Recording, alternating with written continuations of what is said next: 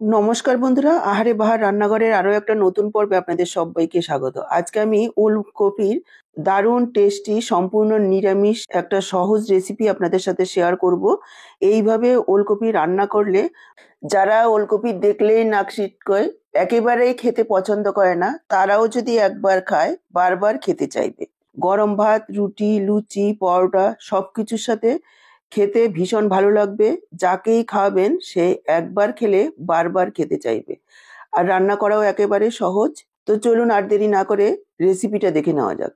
আজকে দারুণ স্বাদের এই ওলকপির রেসিপিটা করার জন্য দেখুন আমি এখানে 4 পিস ওলকপি নিয়েছি, ওয়েট 500 গ্রাম। এবার ওলকপিগুলোকে কেটে নেব। ওলকপির উপরের খোসাটা খুবই শক্ত হয়, উপরের খোসাটাকে একটু মোটা করে ফেলে ভেতরের নরম অংশটা বের করে নিতে হবে। এই ওলকপিটা শুধু এই শীতের সময়ই পাওয়া যায়। প্রচুর পরিমাণে ভিটামিন রয়েছে, আমাদের শরীরের জন্য ভীষণই স্বাস্থ্যকর একটা সবজি। আর আজকে আমি রান্না করব একেবারে কম তেল মশলায়। দেখুন ওলকপিটাকে উপরের খোসাটা ছাড়িয়ে এইভাবে ডুমু ডুমু করে কেটে নিয়েছি সবগুলো ওলকপি, আর সাথে নিয়েছি একটা মিডিয়াম সাইজের আলু। ওলকপি আলুর পরিমাণ আপনারা নিজেদের ইচ্ছে মতো কম বেশি করে নেবেন। আলুটাকেও দেখুন এইভাবে একটু ডুমু ডুমু করে কেটে নিয়েছি। তারপর দেখুন ওলকপি আলুগুলোকে ভালোভাবে ধুয়ে নিয়ে চলে আসলাম, আর সাথে নিয়েছি 50 গ্রাম পরিমাণ সয়াবিন। আজকের রেসিপিটা দারুণ সুস্বাদু হওয়ার সাথে সাথে ভীষণ স্বাস্থ্যকর। এবার গ্যাস অন করে কড়াই বসিয়ে দিয়েছি, আর কড়াতে দিয়ে দিয়েছি প্রায় 1 লিটার পরিমাণ জল। জলটা গরম হতে শুরু করেছে, এই সময় আমি দিয়ে দিলাম হাফ চা চামচ পরিমাণ লবণ। লবণটাকে মিশিয়ে নিয়ে সয়াবিনগুলো দিয়ে দিলাম। এবার সয়াবিনগুলোকে 4 থেকে 5 মিনিট একটু সেদ্ধ করে নেব। নাড়াচাড়া করে মিশিয়ে নিয়ে ঢাকা দিয়ে দিয়েছি। দেখুন ঢাকা দিয়ে প্রায় 4-5 মিনিট সময় নিয়ে সয়াবিনগুলোকে সেদ্ধ করে নিয়েছি। সয়াবিনগুলো খুব সুন্দরভাবে নরম হয়ে গেছে। এবার সয়াবিনগুলোকে জল থেকে ছেঁকে তুলে নিচ্ছি। সয়াবিনগুলো তুলে নেওয়ার পর ওই জলের মধ্যেই আলু আর ওলকপিটা দিয়ে দিলাম। আলু আর ওলকপিগুলোকেও একটু ভাপিয়ে নেব, তবে সেদ্ধ করব না, জাস্ট একবার ফুটে আসলেই নামিয়ে নেব। ঢাকা দিয়ে দিলাম। এই সময় দেখুন সয়াবিনগুলোর মধ্যে দিয়ে দিলাম ঠান্ডা জল। এবার একটু ধুয়ে নেব।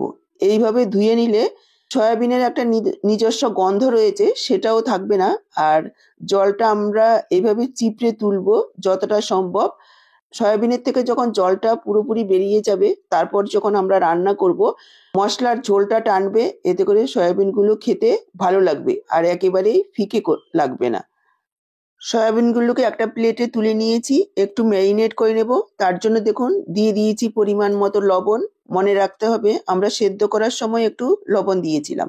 দিয়ে দিলাম 1/4 চামচ পরিমাণ ধনের গুঁড়ো, 1/4 চামচ জিরের গুঁড়ো, 1/4 চামচ দিয়ে দিলাম হলুদ গুঁড়ো, আর 1/4 চামচ দিয়ে দিলাম লাল লঙ্কার গুঁড়ো। একেবারে সামান্য পরিমাণ মশলা দেব। আর 1/4 চামচ দিয়ে দিয়েছি গরম মশলার গুঁড়ো, আর দিয়ে দিলাম 1 টেবিল চামচ পরিমাণ দই। দই যদি না থাকে তাহলে এখানে সামান্য কয়েক ফোঁটা তেল দিয়ে সয়াবিনগুলোকে মাখবেন, তাহলে মশলাটা খুব ভালোভাবে সয়াবিনের গায়ে লেগে যাবে। তবে যদি দই থাকে দই দেওয়ারই চেষ্টা করবেন, এতে করে সয়াবিনগুলো ভালো ম্যারিনেটও হবে আর খেতেও ভীষণ ভালো লাগবে। এবার ভালোভাবে মেখে সাইডে রাখছি। যদি হাতে সময় থাকে 5 থেকে 10 মিনিট রেখে দেবেন, না রেখেও রান্নাটা করা যাবে। এদিকে ঢাকা দিয়ে শালগম আলুগুলোকে একটু ভাপিয়ে নিয়েছি, এবার জল ছেঁকে তুলে নিচ্ছি। এইভাবে একটু ভাপিয়ে নিলে ওলকপির একটা নিজস্ব গন্ধ আছে, সেটা থাকবে না। এই গন্ধটার কারণেই অনেকে খেতে চায় না, কিন্তু এইভাবে একটু ভাপিয়ে নিলে সেটা আর থাকে না।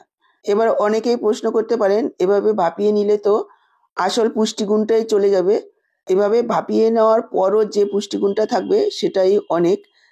কেননা একটু গন্ধ লাগার জন্য যখন একেবারেই খাবে না, তার থেকে একটু খাওয়া ভালো। এবার দেখুন কড়াইটাকে পরিষ্কার করে নিয়ে এসে দিয়ে দিলাম 3 টেবিল চামচ পরিমাণ সর্ষের তেল।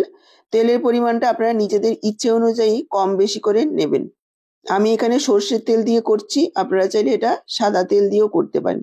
তেল গরম হয়ে যাওয়ার পর দিয়ে দিচ্ছি ভাপিয়ে রাখা ওলকপি আর আলু। দিয়ে দিচ্ছি একটু পরিমাণ মতো লবণ। দিয়ে দিচ্ছি একটু হলুদ গুঁড়ো। প্রথমে 2 মিনিট মতো একটু ওলকপি আলুটাকে ভাজা ভাজা করে নেব। এইভাবে নাড়াচাড়া করে মিডিয়াম ফ্লেমে। দর্শক বন্ধুরা, আজকের পুরো ভিডিওটা দেখে কেমন লাগলো কমেন্ট বক্সে জানাতে ভুলবেন না।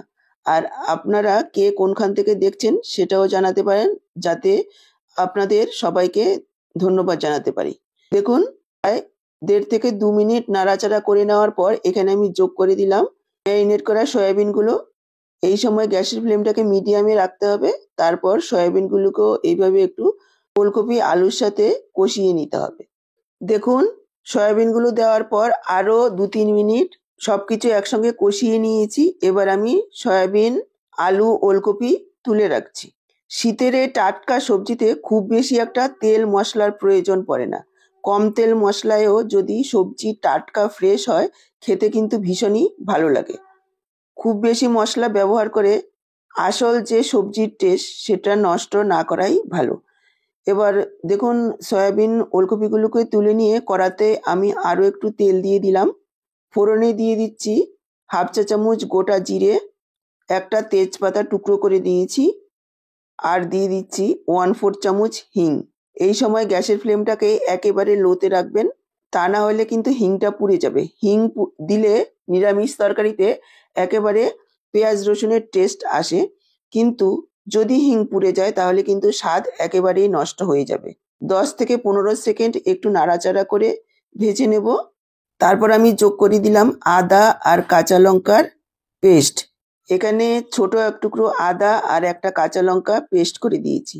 আর রান্নার প্রথমেই আমি একটা মশলা রেডি করে রেখেছি। দেখুন, একটা বাটিতে নিয়ে নিয়েছি 1/2 চা চামচ হলুদ গুঁড়ো, 1/2 চা চামচ ধনের গুঁড়ো, 1/2 চা চামচ দিয়েছি জিরের গুঁড়ো, 1/2 চা চামচের থেকে কম লাল লঙ্কার গুঁড়ো।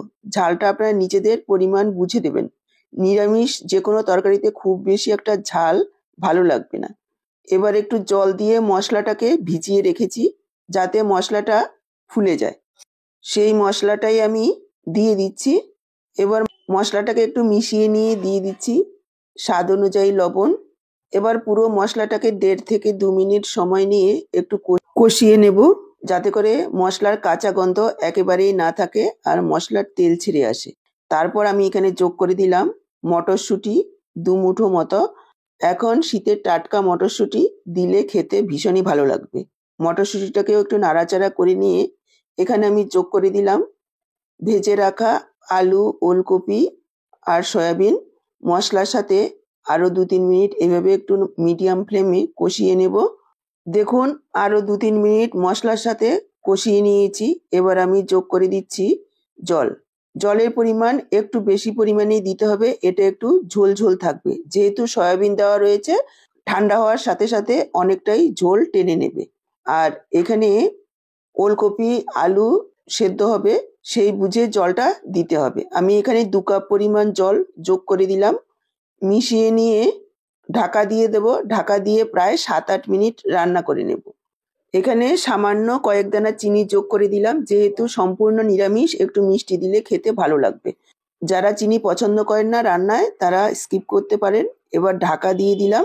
দেখুন, ঢাকা দিয়ে প্রায় 7-8 মিনিট রান্না করে নিয়েছি। আলু, ওলকপি খুব সুন্দরভাবে সেদ্ধ হয়ে গেছে। একবার দেখিয়ে দিচ্ছি।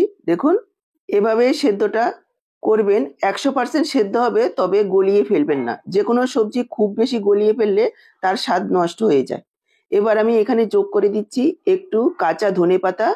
ব্যাস, এইটুকুই মশলা, আর কোনো কিছু দেওয়ার নেই। এখানে আমি গরম মশলা যোগ করব না, আপনারা চাইলে দিতে পারেন। এবার ধনেপাতাটা মিশিয়ে নিয়ে ঢাকা দিয়ে রেখে দেব 5 মিনিট, যাতে ধনেপাতার গন্ধটা খুব ভালোভাবে মিশে যায়। 5 মিনিট পর দেখুন আমি সার্ভ করে দিচ্ছি। একেবারে কম তেল মশলায় দারুণ টেস্টি স্বাস্থ্যকর একটা ওলকপি সয়াবিনের তরকারিও বলতে পারেন, ডালনাও বলতে পারেন। আজকে এই পর্যন্ত। আবার দেখা হবে এরকমই নতুন কোনো রেসিপির সাথে। সবাই ভালো থাকুন, সুস্থ থাকুন। আপনাদের সবার সুস্থতা কামনা করে এখানেই শেষ করছি। সবাইকে অসংখ্য অসংখ্য ধন্যবাদ।